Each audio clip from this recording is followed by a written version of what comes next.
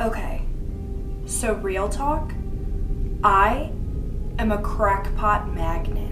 What's a crackpot magnet? Here's the best way I can describe it to you. Think of the types of people the news likes to interview. You know, the people wearing like helmets and ripped up shirts talking about a Sasquatch in their Pokemon collection. The types of people that have their interviews turned into music videos. Those people love me. No matter where I go, they always find me.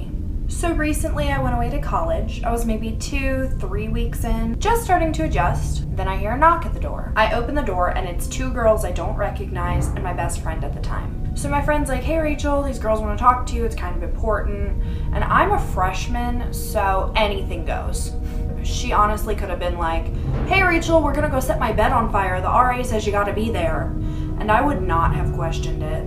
And just to give you a mental picture of what these girls looked like, one of them was like a 300-pound, 7-foot-tall Amazon woman. And the other one was like a discount Ellen Page. So Amazon woman is like, we need you to come to our room so we can talk. And like I said, naive freshman, anything goes.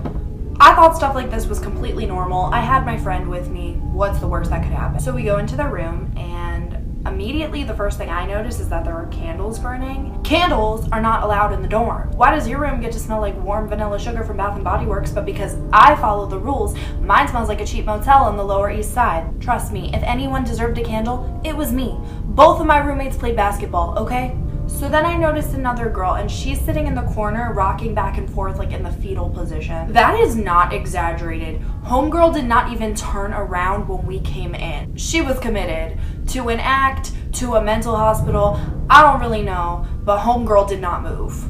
So at this point I realized Amazon woman is kind of the leader in all this. And she tells me and my friend to sit down on the energy rug.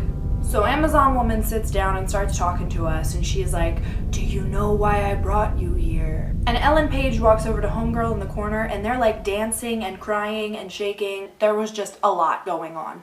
So I don't really remember what Amazon woman was talking about until at one point she goes, I promise you we are not witches. That caught my attention. I never thought you were witches, but you brought it up.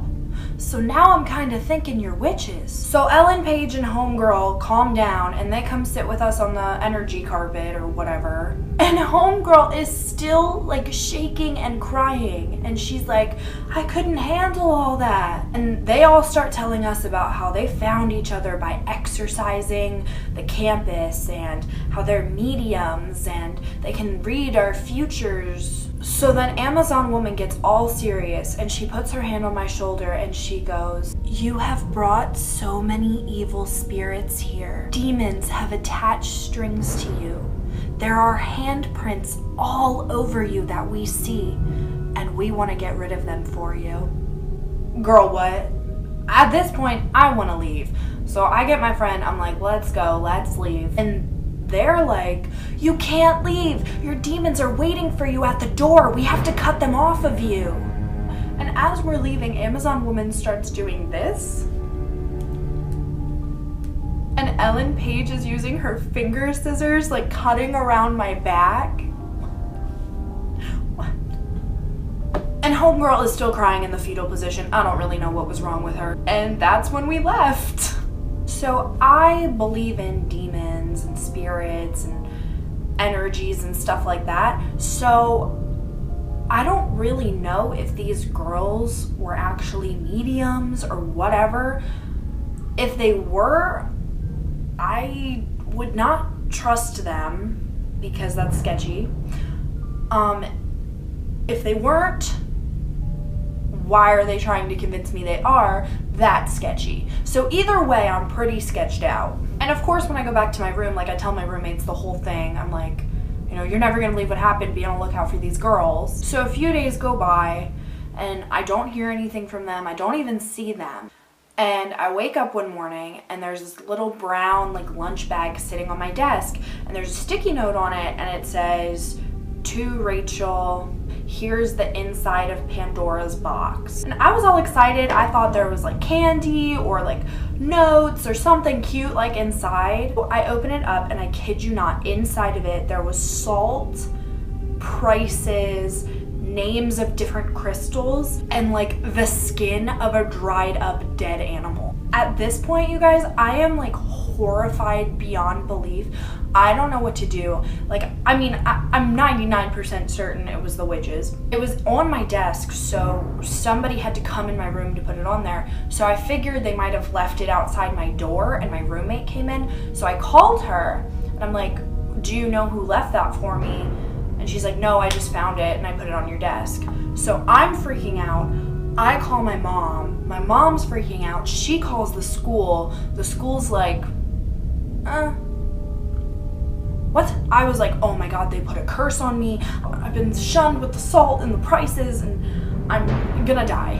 So a few hours later, knock, knock, knock on the door. I look in the peephole. It's the witches. My roommates know I'm like horrified at this point, and they answer the door. Excuse me. Is Rachel there? We would really like to talk to her. And my roommates are so great, and they're like, no, leave.